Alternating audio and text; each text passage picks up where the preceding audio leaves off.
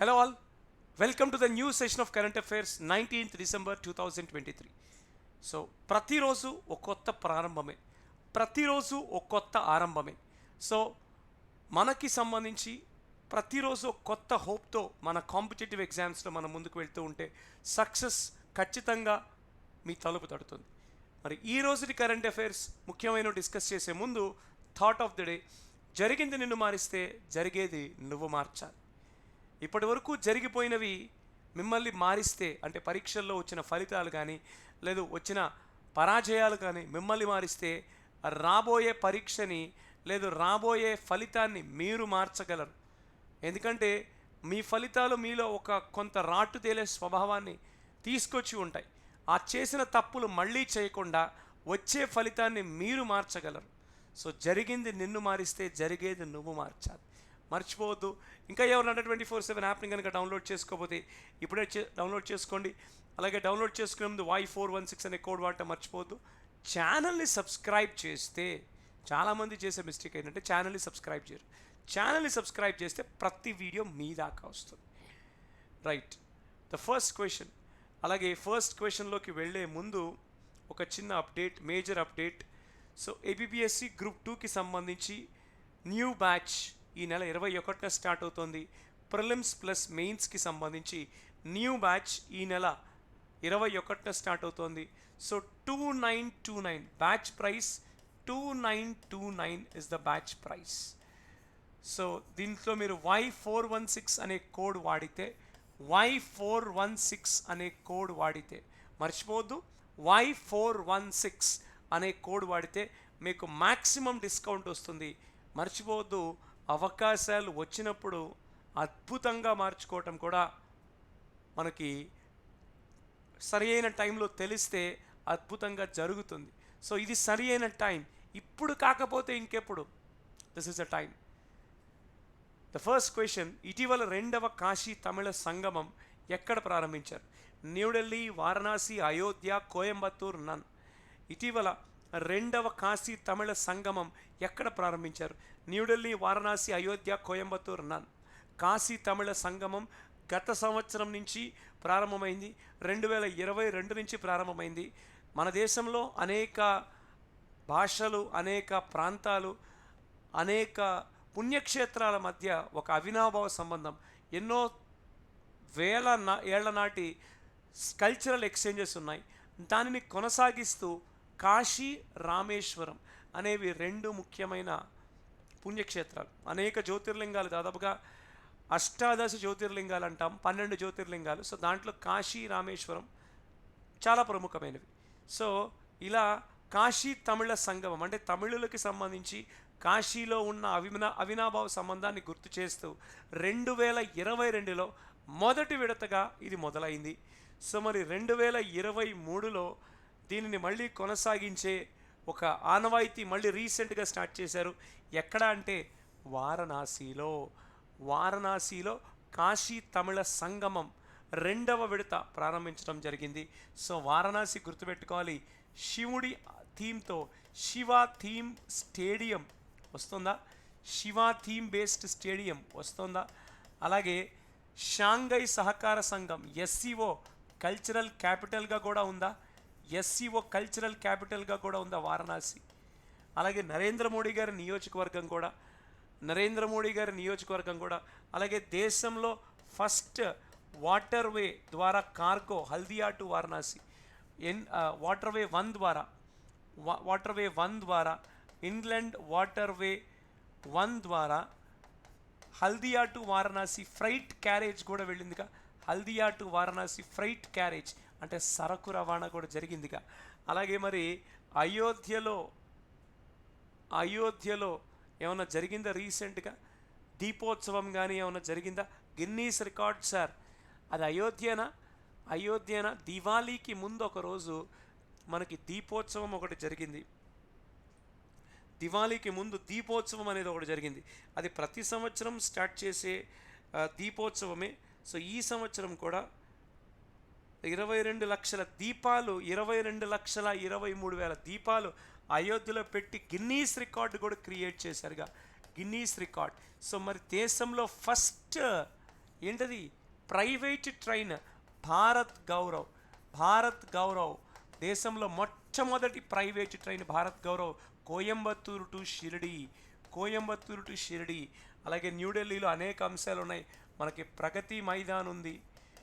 ప్రగతి మైదాన్లో అనేక ఈవెంట్స్ జరిగాయి ప్రగతి మైదాన్లో. అలాగే అనేక అంశాలు ఢిల్లీలో మనకి ఉన్నాయి. సో మేజర్లీ ప్రగతి మైదాన్లో ఈ మధ్య అనేక ఈవెంట్స్, అదొక G20 సమిట్ కావచ్చు, లేదు మిగిలిన సమిట్స్ కావచ్చు, అన్నీ అక్కడ జరుగుతున్నాయి. సో కోయంబత్తూరు టు షిరిడి భారత్ గౌరవ్ దేశంలో మొదటి ప్రైవేట్ ట్రైన్. అయోధ్యలో 22 లక్షల దీపాలు వెలిగించి గిన్నీస్ రికార్డ్. అలాగే వారణాసికి సంబంధించి సెకండ్ కాశీ తమిళ సంగమం అనేది ఒకటి స్టార్ట్ అయింది. సో ఇలా మనకి చాలా చాలా ఇంపార్టెంట్ పాయింట్స్ అయితే ఇవి, వెరీ ఇంపార్టెంట్. అలాగే ఇంకేమైనా ఉందా వారణాసికి సంబంధించి? Is there anything apart from this Varanasi? ఇంకా ఏమన్నా? Very good. Next question. 109వ సైన్స్ కాంగ్రెస్ ఎక్కడ జరగనుంది? ఏ విశ్వవిద్యాలయంలో? Jawaharlal Nehru university, Lucknow university, Lovely Professional university, university of Delhi, నన్.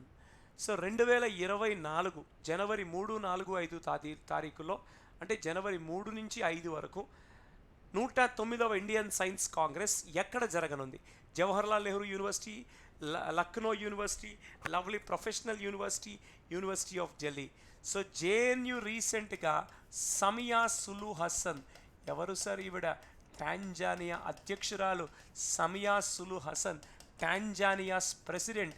ఈవిడికి రీసెంట్గా గౌరవ డాక్టరేట్ ఇచ్చింది జేఎన్యు, జవహర్లాల్ నెహ్రూ యూనివర్సిటీ. అలాగే లక్నో యూనివర్సిటీలో జరగాల్సింది ఇప్పుడు లవ్లీ ప్రొఫెషనల్ యూనివర్సిటీకి వెళ్ళింది. యూనివర్సిటీ ఆఫ్ ఢిల్లీ 100 ఇయర్స్ అయితే పూర్తి చేసుకుంది. యూనివర్సిటీ ఆఫ్ ఢిల్లీ, అలాగే ఆర్టీఎం యూనివర్సిటీ ఎక్కడైతే లాస్ట్ ఇయర్ 2023 సైన్స్ కాంగ్రెస్ జరిగిందో, ఈ 2 విశ్వవిద్యాలయాలు 100 సంవత్సరాలు అయితే పూర్తి చేసుకున్నాయి. సో రైట్ ఆన్సర్ ఏది అంటే లవ్లీ ప్రొఫెషనల్ యూనివర్సిటీ. సో జనవరి 3 నుంచి 5 మధ్య the global perspective on scenario on science and technology for sustainable future. So this is the theme, the global perspective on science and technology for sustainable future. అలాగే జనవరి 3, 4, 5 తారీఖుల్లో lovely Professional university పంజాబ్లో ఇదైతే జరగనుంది. ఇంతకుముందు 106వ science కాంగ్రెస్ని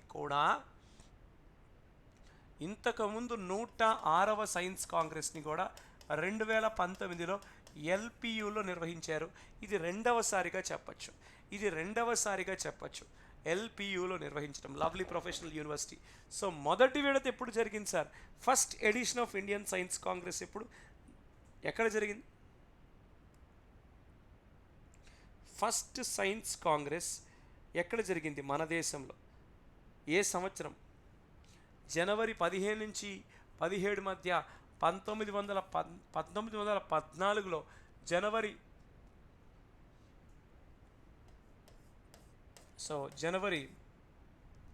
15 నుంచి 17 మధ్య 1914లో ఇండియన్ సైన్స్ కాంగ్రెస్ అనేది మొదలైంది మనకి. సో కలకత్తా వేదికగా మొదలైన ఈ సైన్స్ కాంగ్రెస్ సైన్స్ పట్ల అవగాహనని, సైన్స్ పట్ల ఇష్టాన్ని, సైన్స్ పట్ల ప్రజలకున్న భయాల్ని తొలగించి సైన్స్ని అర్థం చేసుకుని దాన్ని ఆచరించేలాగా చేయటమే ఈ సైన్స్ కాంగ్రెస్ యొక్క ముఖ్య ఉద్దేశం. 2024వ సంవత్సరానికి సంబంధించి ఇది లవ్లీ ప్రొఫెషనల్ యూనివర్సిటీలో జరగనుంది. Right, next question.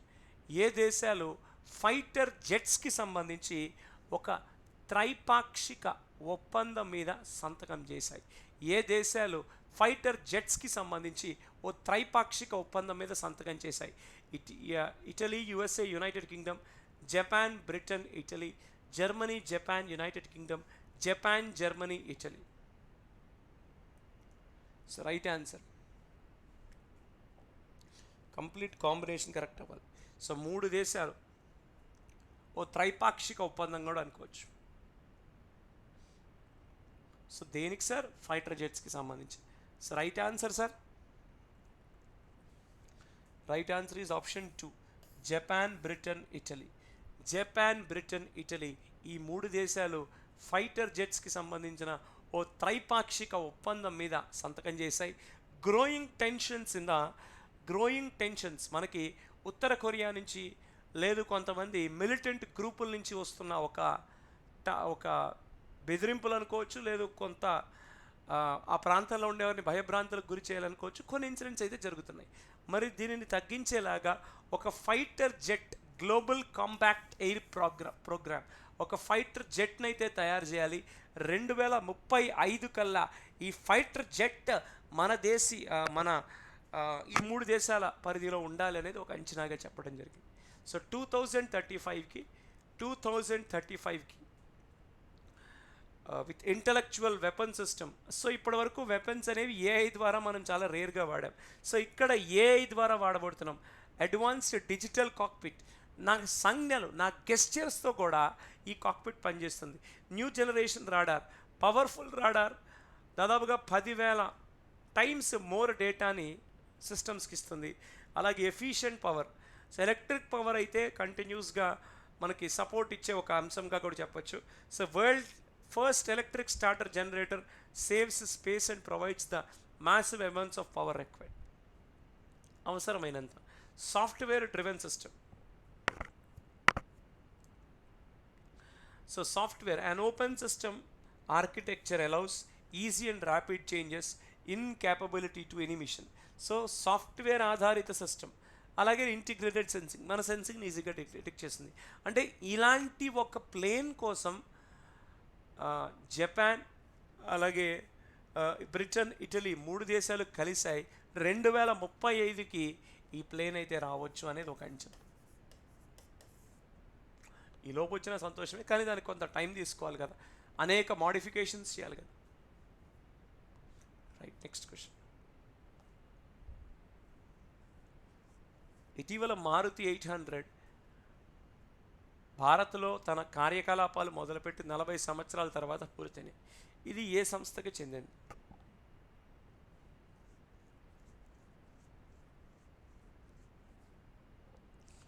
Right answer, Maruti 800 భారత్లో మొదలుపెట్టి 40 సంవత్సరాలు పూర్తయింది. ఇది ఏ సంస్థకు చెందింది? టాటా, హుండాయ్, సుజుకి, ఫోర్డ్, నన్.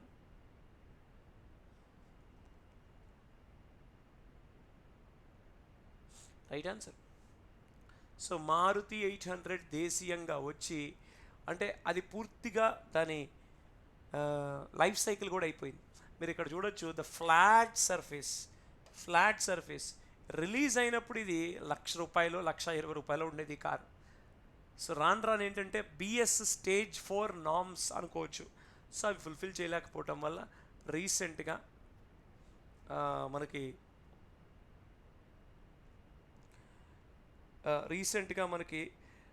బిఎస్ స్టేజ్ 4 నామ్స్ని ఫుల్ఫిల్ చేయలేకపోవటం వల్ల దీన్ని అయితే డిస్కంటిన్యూ చేశారు. ఇది మారుతి 800 కార్ని.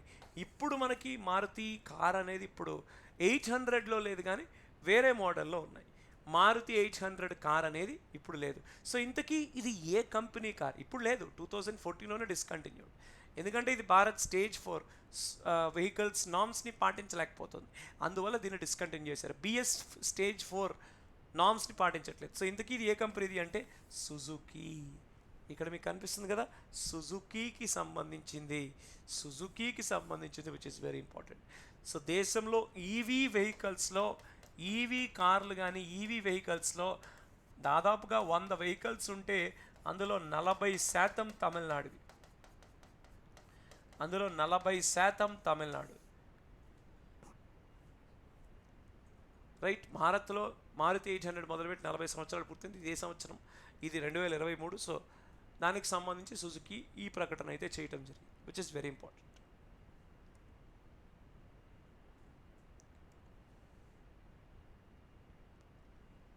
భారత్ మహిళా క్రికెట్ జట్టు ఏ జట్టుపై 347 పరుగుల భారీ తేడాతో విజయాన్ని నమోదు చేసింది? West Indies, England, Australia, south Africa. Bharat జట్టు ఏ జట్టుతో దాదాపుగా 347 పరుగుల భారీ తేడాతో విజయాన్ని నమోదు చేసింది? ఏ జట్టుతో sir? West Indies, England, Australia, south Africa. So ఒక్కసారి ఐసీసీ అధ్యక్షుడు ఎవరు అదొక్కసారి చూసేద్దాం. ఐసీసీ అధ్యక్షుడు గ్రెగ్ బార్క్లే.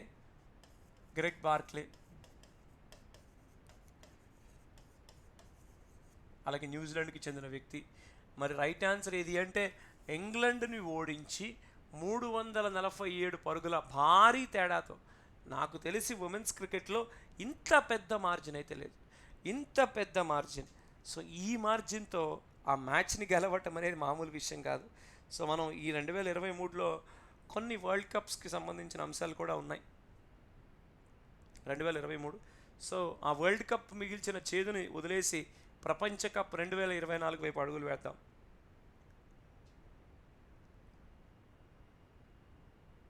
రైట్, మరి ఇంతకీ ఇండియన్ టెస్ట్ టీమ్ కెప్టెన్ ఎవరు ఉమెన్స్కి సంబంధించి? ఉమెన్స్కి సంబంధించి ఇండియాలో టెస్ట్ టీమ్ కెప్టెన్ ఎవరు ప్రస్తుతం? Harmanpreet Kaur. So Harmanpreet Kaur is the test team captain as well. Harmanpreet Kaur.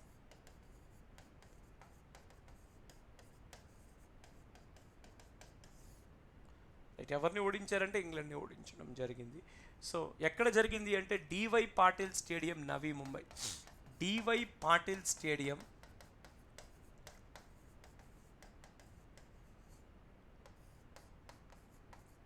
నవీ ముంబైలో. Right, so you can see the jerseys as well. So Navi ముంబైలో మన ఉమెన్స్ టీము దాదాపుగా 347 పరుగుల ఆధిక్యంతో ఈ మ్యాచ్ని గెలవటమే కాదు, ఒక చరిత్రలో నిలిచిపోయే విక్టరీ కూడా వచ్చిందని చెప్పచ్చు. చరిత్రలో నిలిచిపోయే విక్టరీ. సో మరి ఒక్కసారి ఉమెన్స్ టీమ్ కోచ్ ఎవరు చెప్పేసాడు? ఏతో స్టార్ట్ అవుతుంది ఆయన పేరు, ఏతో స్టార్ట్ అవుతుంది. ఉమెన్స్ టీమ్ కోచ్ కింద కమెంట్ సెక్షన్లో కమెంట్ చేసాను. ఆల్రెడీ మనం మాట్లాడాం కాబట్టి కమెంట్ చేయమంటున్నాం, మనం అది మాట్లాడాం కాబట్టి కమెంట్ చేయమంటున్నాం.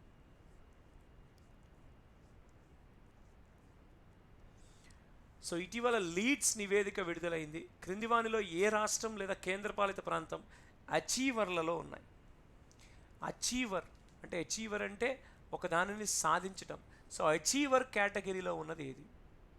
ఇటీవల లీడ్స్ స్కీమ్ విడుదలైంది, అచీవర్ కేటగిరీలో ఉన్నది ఏది అనేది ఒక్కసారి చూసుకున్నట్టయితే ఆంధ్రప్రదేశ్ అచీవర్ కేటగిరీ. కొన్ని అచీవర్ కేటగిరీలోకి రాలా, ఆంధ్రప్రదేశ్ అండ్ చండీగఢ్ అచీవర్ కేటగిరీలో. సో అందువల్ల right answer is Andhra Pradesh and Chandigarh. అంతేనా సార్? అదేంటి సార్ రాష్ట్రం అని చెప్పి ఇక్కడ కేంద్రపాలిత ప్రాంతం ఉన్నారు. కేంద్రపాలిత ప్రాంతం కూడా ఉంది సార్, కేంద్రపాలిత ప్రాంతం కూడా భాగమే కదా. ఒక నిమిషం సార్, ఇదేంటి వాయిస్ క్లియర్ ఉంది కదా సార్? ఇప్పుడు కేంద్రపాలిత ప్రాంతం కూడా అచీవరే, ఆంధ్రప్రదేశ్ అచీవరే, తెలంగాణ కూడా అచీవరే. తెలంగాణ ల్యాండ్ లాక్డ్ స్టేట్స్ కేటగిరీలో,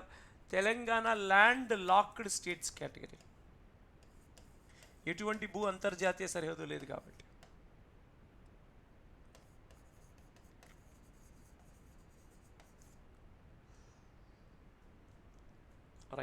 right answer is 1 and 3 are the right answers.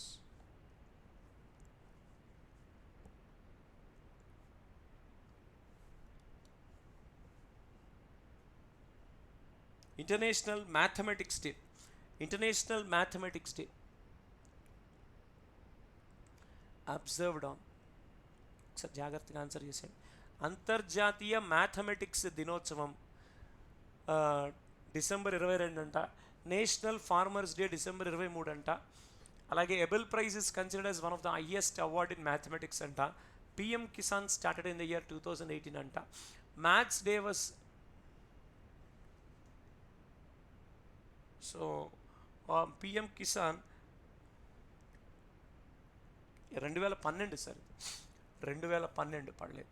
2012 sir, 2012 sir, ఇది పడలేదు. 2012.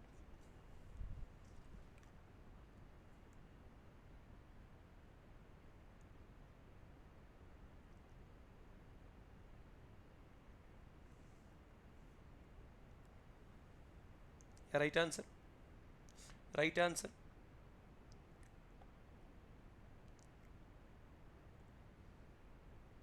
Right, very good. So right answer 2, 3, 5 are the right answers. 2, 3, 5. ఇలాంటివి వచ్చినప్పుడు ఈ క్వశ్చన్కి గౌరవం ఇవ్వాలి. ఒక 10 సెకండ్ల నుంచి 15 సెకండ్లన్నా తప్పదు. ఎందుకంటే తెలిసిన బిట్లే 4-5 బిట్లే ఒక మేజర్ బిట్గా చేసి ఇచ్చారు. మనకి ఇవన్నీ ఒక 3 క్వశ్చన్లుగా చేసుకోవచ్చు ఇండివిజువల్గా.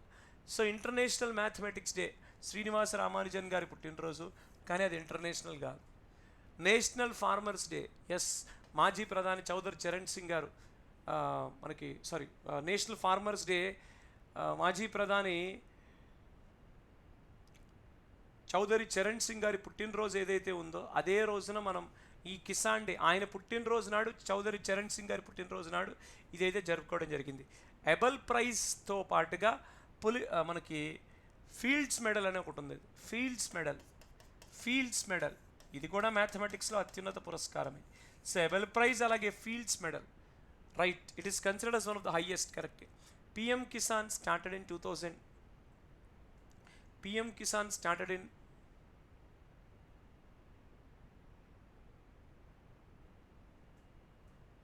2018. ఇది తప్పు. అదేంటి సార్, పిఎం కిసాన్ స్టార్ట్ చేసింది 2019లో, దాని రెఫరెన్స్ డేట్ ఇచ్చుకుంది 2018లో. సో స్టార్ట్ చేసింది 1918 కాదు.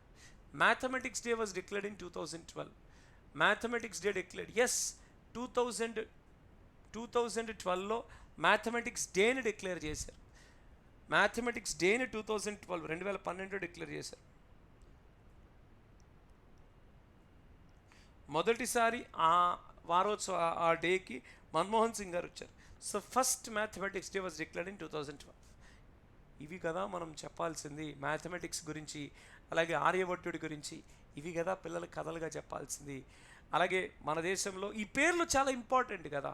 మన దేశం ఇప్పుడు చంద్రయాన్ 3 సక్సెస్ని సాధించింది. అసలు చంద్రయాన్ అంటే ఏంటి, ఇవన్నీ చెప్పగలగాలి, చెప్పాలి కూడా, నెక్స్ట్ జనరేషన్కి తెలియాలి కూడా.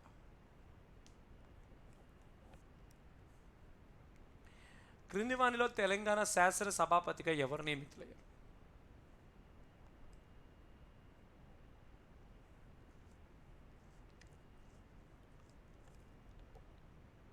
తెలంగాణ శాసన సభాపతిగా ఎవరు నియమితులయ్యారు ఇటీవల? ఎవరు sir?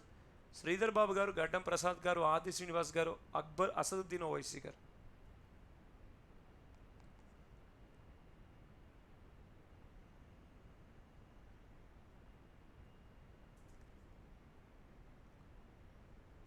Right answer D Sridhar Babu, G Prasad. So right answer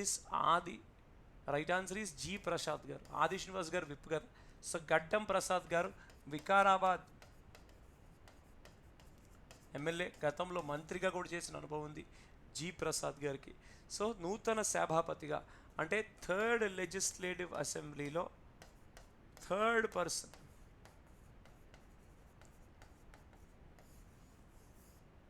third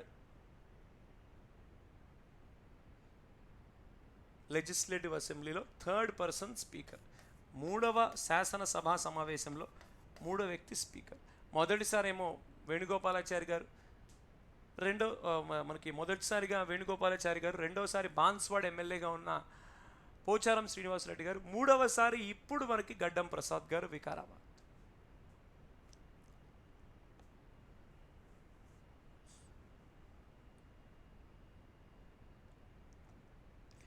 ఆంధ్రప్రదేశ్లో నవరత్నాల అమలులో భాగంగా వృద్ధాప్య పింఛన్ను 2700 నుంచి ఎంతకి పెంచనున్నారు? వృద్ధాప్య పింఛన్ రీసెంట్గా ఏపీ క్యాబినెట్ మీట్ అయినప్పుడు దీని గురించి చర్చ కూడా వచ్చింది. So right answer is 3000.